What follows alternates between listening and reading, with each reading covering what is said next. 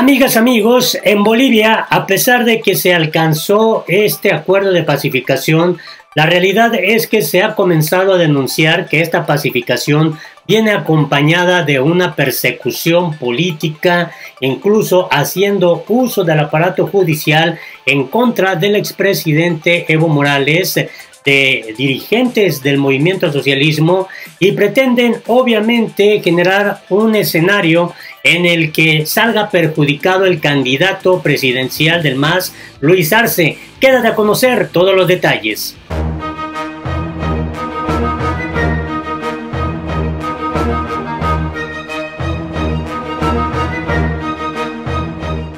Hola, me da mucho gusto saludarte este lunes 17 de agosto del 2020. Información relevante de lo que ha ocurrido en las últimas horas en Bolivia dentro de este contexto que se está viviendo en el proceso electoral para elegir al presidente constitucional boliviano y obviamente la crisis sanitaria provocada por la pandemia del COVID-19. Ahora, con la nueva fecha ya establecida, el 18 de octubre, como fecha límite para llevar a cabo las elecciones, se genera un contexto, un escenario en el que la persecución política, usando el aparato judicial, el aparato de Estado por parte del gobierno interino de Yanine Áñez, es la tangente. Y mientras tanto ocurre esto, el propio Evo Morales, a través de su cuenta oficial de Twitter, pues ha dado pormenores de cómo ha estado enfrentando el fallecimiento de su hermana Esther Morales, quien murió a consecuencia del COVID-19. Hay otro video que puedes tú ver aquí en este mismo canal de toda esta información que se ha venido generando, pero lo último que ha escrito Evo Morales es lo siguiente: nuestro agradecimiento profundo a todas las personas que desde distintos lugares nos han escrito y llamado para expresarnos su solidaridad, y nos hemos sentido acompañados en estos momentos de tanta tristeza. Y bueno, a pesar de esta situación que está viviendo, este dolor, este sufrimiento por la pérdida de su hermana, quien para Evo Morales era como su madre, sigue una estrategia muy fuerte por parte del gobierno interino de Áñez para contrarrestar la fuerza política de Evo Morales y también del movimiento al socialismo, toda vez que su candidato Luis Arce está adelante en la preferencia electoral. Y mientras tanto, este contexto nos permite tener pues el panorama claro de lo que está pasando en este país suramericano.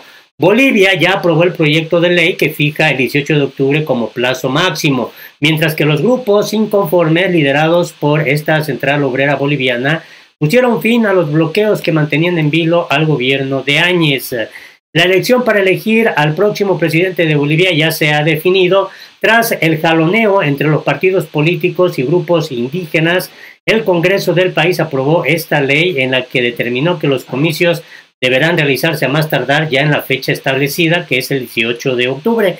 El proceso para definir la elección ha estado rodeado de enfrentamientos entre las fuerzas políticas que respaldan a Yanine Áñez, presidenta interina, y los líderes del movimiento al socialismo, el partido político de Evo Morales. Con este proceso electoral se espera que Bolivia avance hacia la reconciliación de sus fuerzas políticas y ponga punto final a la crisis en la que se encuentra desde el 10 de noviembre del año pasado, cuando Morales presentó su renuncia a la presidencia después de una jornada de protestas en la que opositores acusaron que cometió fraude para permanecer al frente del país por un cuarto periodo presidencial.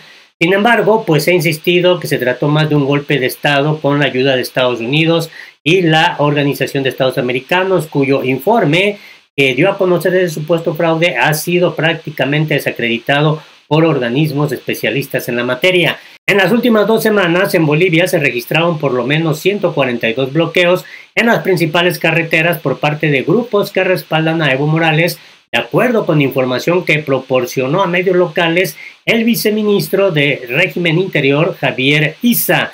Tras la promulgación de la ley por parte del gobierno interino, los grupos indígenas anunciaron que pararían las movilizaciones que mantenían en los 9 departamentos del país y que impactaron la conectividad entre La Paz, El Alto, Cochabamba y Santa Cruz, lo que ocasionó que algunos productos comenzaran a escasear. El proceso electoral en Bolivia fue suspendido ya 2 veces debido a la emergencia sanitaria, por lo que grupos afines al exmandatario Evo Morales mantenían protestas para presionar a Yanine Áñez a definir una fecha tras acusarla de postergar las elecciones para permanecer en la silla presidencial. Quería postergar las elecciones para permanecer en el poder. Sin embargo, en el Congreso, el MAS tiene una amplia mayoría, por lo que pese a los intentos del Movimiento Demócrata Social, partido político al que pertenece la presidenta interina, no lograron frenar la aprobación de ley que pone en la agenda la elección. En tanto, la presidenta interina Áñez ha acusado en diversas ocasiones a Morales, quien está exiliado en Buenos Aires, Argentina, de interferir en los comicios. No obstante, el favorito de la contienda es Luis Arce, candidato por el MAS, quien cuenta con una intención del voto de 41.9%, de acuerdo con el último sondeo realizado por el Centro Estratégico Latinoamericano de Geopolítica. En segundo lugar se ubica Carlos Mesa, candidato de la Alianza Comunidad Ciudadana, con una intención del voto de 26.8%, seguido de la presidenta Áñez, quien tiene 13.3% en las preferencias. Esta intención de voto de Áñez está en línea con la opinión sobre su gobierno, dado que 59.8% de los bolivianos consideran que su gestión de la emergencia sanitaria ha sido negativa, mientras que 65.2% desaprueba totalmente su gestión económica. Ahora bien, ese es un panorama general. Lo que en realidad está ocurriendo es que Yanine Áñez proclama pacificación mientras arrecia la persecución a opositores. Yanine Áñez dio por conquistada la pacificación democrática del país, mientras arreciaba la persecución del gobierno contra sindicalistas y miembros del movimiento al socialismo de Evo Morales. Como gobierno hemos impulsado con paciencia y firmeza 2 etapas de pacificación en nuestra gestión, la pacificación de noviembre del año pasado y la pacificación de agosto, la actual, dijo la gobernante interina y candidata presidencial en un discurso en un acto militar. La declaración presidencial surgió 4 días después de que la Central Obrera Boliviana y el Pacto de Unidad pusiera fin a casi 2 semanas de protestas, incluidos 11 días de bloqueos de carreteras que paralizaron al país, buscando asegurar elecciones generales a corto plazo. La solución del conflicto más reciente llegó tras un acuerdo entre el Parlamento y el Tribunal Electoral que dio paso a una ley que confirma estas elecciones para la fecha ya establecida, 18 de octubre. Al promulgar esa ley, Áñez dijo el 13 de agosto pasado que era una segunda pacificación y recordó que en noviembre de 2019 logró otra paz al firmar un acuerdo con los sindicatos luego de que operaciones policiales y militares de represión a protestas contra su autoproclamación presidencial dejaron más de 30 personas fallecidas. La proclama presidencial de pacificación ocurrió horas después de que un exgobernador del departamento amazónico de Beni, Alex Ferrier, fuese puesto en detención preventiva por presuntos delitos económicos, sumándose a decenas de exautoridades del gobierno pasado del MAS procesados por el gobierno transitorio. Paralelamente, el viceministro de Seguridad Ciudadana, Wilson Santamaría, dijo este 17 de agosto que el gobierno seguirá impulsando un juicio contra los que considera líderes de las recientes protestas, entre ellos el principal dirigente de la COP, Juan Carlos Guarachi, y el mismo Morales. La COP denunció el fin de semana que al menos 2 dirigentes campesinos del departamento oriental de Santa Cruz fueron detenidos por la policía por orden del gobierno que los acusa de haber comandado los bloqueos viales en esa región.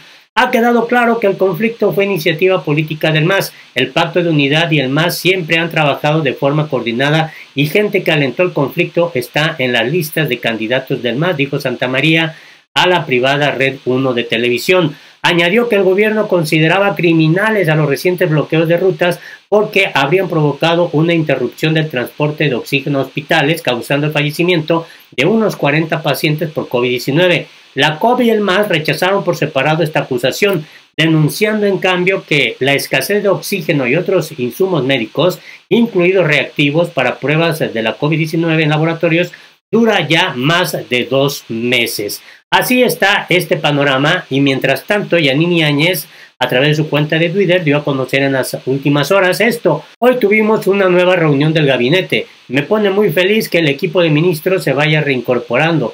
Con mucha fuerza y con fe saldremos adelante.